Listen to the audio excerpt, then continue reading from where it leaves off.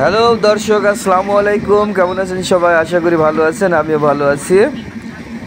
এই যে আপনাদেরকে আজকে দেখাতে নিয়ে এসেছি আমি নাটোরের চলন বিল। বাংলাদেশের বিখ্যাত রাজশাহী বিভাগের নাটোর জেলার এই চলন বিল বাংলাদেশের সবচেয়ে বড় বিল, যার দৈর্ঘ্য প্রস্থ সব মিলে প্রায় 180 কিলোমিটার, 180 বর্গ কিলোমিটার। এই দেখতে পাচ্ছেন ধুধু ধুধু করছে শুধু বিল আর বিল, বিল আর বিল।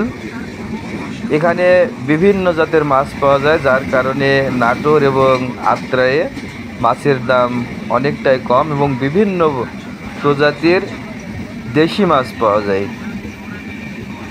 আমি অবশ্যই ট্রেনে আছি, ট্রেনের ভিতর থেকে আপনাদেরকে এই চলন বিলটা দেখানোর চেষ্টা করছি। দেখেন, কোনো বাড়ি ঘর গ্রাম বা কোনো গাছপালা কিছুই নেই, শুধু ধুধু ধুধু করছে বিল, এই পানি আর বিল আর এই কচুরিপানা।